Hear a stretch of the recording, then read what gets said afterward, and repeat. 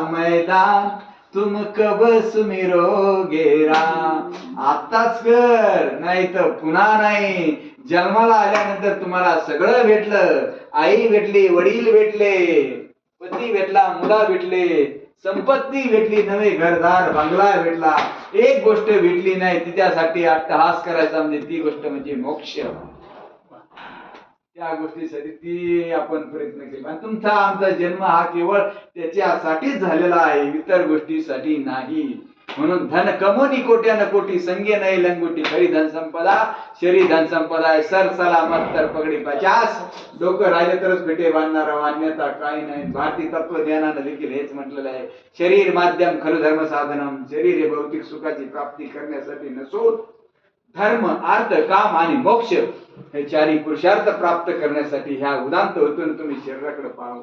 नवे नवे माऊली सुद्धा ज्ञानेश्वरीमध्ये म्हणतात, येणीची शरीरे शरीर येणे सरे किंबहुना येरधारे चिरा पडे. या शरीराच्या माध्यमातून तुम्ही शरीराची येरधार चुकवली नाही तर अन्यथा तुमच्या जन्माचा काहीच फायदा नाही. भरत रामाचे बंधू होते. ते रामाचे बंधू काय म्हणतात माहिती का? रामायणामध्ये खूप छान एक चौपाई आलेली. धर्म न अर्थ न काम रुची गती न चहु निर्वाण. धर्म न अर्थ न काम रुची गती न चहु निर्वाण. जन्म जन्म रती राम पद ये वरदान न आन. म्हणजे सांगायचं तात्पर्य काय? ज्या धर्मासाठी